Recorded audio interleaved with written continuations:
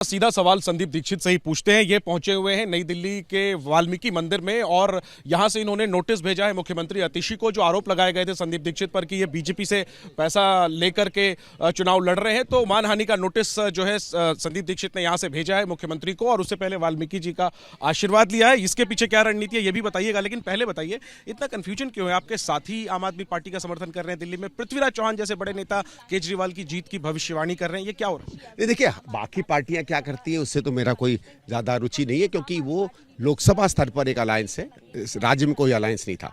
और इन पार्टियों का हो सकता है इनको ये लगता हो कि भाई कांग्रेस शक्तिशाली रूप से दिल्ली में अगर ज़्यादा लड़ लेगी, सरकार बना लेगी, तो फिर एक और राज्यों में एक इनकी वापसी हो सकती है, क्योंकि हमारी जो राजनीतिक पटल या ग्राउंड है वो काफ़ी हद तक कॉमन है। और चाहे उत्तर प्रदेश हो, चाहे पृथ्वीराज चौहान क्यों केजरीवाल की जीत की भविष्य? उनका मेरा ये कि अगर आपको इतना अच्छा लगता है, आप तो कांग्रेस के नेता हो, आप तो दिल्ली में रहे हो, अगर आपको लगता है कि हमसे ज़्यादा बेहतर काम केजरीवाल ने किया तो आप केजरीवाल की पार्टी ज्वाइन कर लीजिए।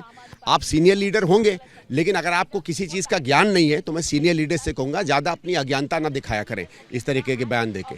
और मैं कह रहा हूँ, आपको लगता है कि कांग्रेस की समर्थन नहीं होना चाहिए तो ऐसे व्यक्ति को कांग्रेस छोड़ देनी चाहिए और आम आदमी पार्टी ज्वाइन कर लेनी चाहिए। बहुत नाराज है आप पृथ्वीराज चौहान? मैं नाराज नहीं हूँ, नाराज क्यों होऊंगा मैं? उनका अपना मत है। मैं कह रहा हूँ आपको इतना अच्छा लगता है तो लड़ लीजिए ना उस पार्टी से। महाराष्ट्र में क्यों नहीं जगह दे दी?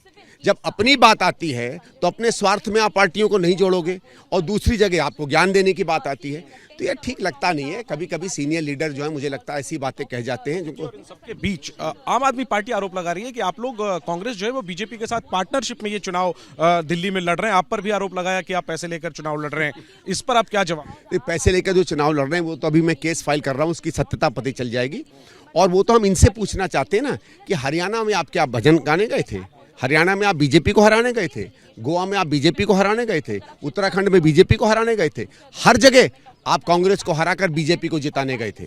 और आम आदमी पार्टी जो ये काम करती है, एक भी राज्य की कभी आप मुख्यमंत्री से कभी सफाई पूछिएगा कि वहां आप क्या कर रहे थे, वहां कौन सी सांठगांठ हो रही थी। यहाँ से क्या संदेश आप देना चाहते हैं? वाल्मीकि मंदिर क्या यही इसलिए क्योंकि यहाँ से अरविंद केजरीवाल का एक तरीके से लॉन्च किया उन्होंने अपने चुनाव निशान को, वो हर बार यहाँ पहुँचते हैं, इसलिए आप यहीं से उन्हें चुनौती? ये मंदिर जो है इस पूरे इलाके के लिए एक संकेतात्मक बहुत महत्वपूर्ण जगह है। भगवान वाल्मीकि का मंदिर भी है।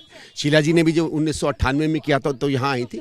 लेकिन मेरा यहाँ पर्पस एक और है, ये है कि अगर इतना बड़ा हमने केस किया है तो इसके पीछे, मेरे पीछे सत्य की शक्ति होनी चाहिए। भगवान वाल्मीकि जी ने जिन्होंने रामायण लिखी, रामायण जो है एक असत्य पे सत्य की विजय का प्रतीक है, एक बुरे पर अच्छाई की विजय का प्रतीक है। और मैं भी वो अच्छाई की और सत्य की लड़ाई लड़ रहा हूँ। तो भगवान वाल्मीकि से वो आशीर्वाद लेने आया हूँ कि उनका आशीर्वाद मिले। और मैंने अंदर भी यही कहा, मैंने कहा अगर भगवान वाल्मीकि को लगता है कि मैं सच के साथ हूँ और मैं अच्छाई के साथ हूँ तो मुझे आशीर्वाद दे, नहीं तो नहीं दे। आखिरी में आम आदमी पार्टी ने एक नया कैंपेन शुरू किया। वो कह रहे हैं आम आदमी पार्टी का मुख्यमंत्री चेहरा अरविंद केजरीवाल, बीजेपी को वो गाली गलौज पार्टी कह रहे हैं कौन है उनका मुख्यमंत्री का चेहरा, कांग्रेस का तो नाम भी नहीं ले रहे। ये जो रणनीति है आपकी, उस पर आप? ठीक है, वो तो चाहते हैं, देखिए वो ये भी चाहते हैं ना कि दिल्ली में कांग्रेस को किसी भी तरह वोट ना पड़े तो या तो बीजेपी को पड़े कि आम आदमी को पड़े। तो जहां ये बार बार कहते हैं कि बीजेपी को सशक्त करते हैं, खुद ही बीजेपी को दिल्ली में सशक्त कर रहे हैं। भाई वो तो हार रहे हैं चुनाव। अगर वो कहते हैं कि मैं हार रहा हूं और दूसरी पार्टी सिर्फ बीजेपी है, तो क्या चाहते हैं कि मैं ना जीतूं तो बीजेपी जीते? और क्या चाह रहे हैं? वो यही चाह रहे हैं। ठीक है, शुक्रिया संदीप जी बात करने के लिए। तो सुना आपने रोमाना, पृथ्वीराज चौहान को तो सीधे धो दिया संदीप दीक्षित ने और नसीहत दे दी कि आप आम आदमी पार्टी ज्वाइन कर लीजिए। और यहां से जो है संदीप दीक्षित ने मानहानि का नोटिस भेजा है मुख्यमंत्री अतिशी को और संजय सिंह को। For exclusive and insightful videos, subscribe to our new channel ABP Live Premium.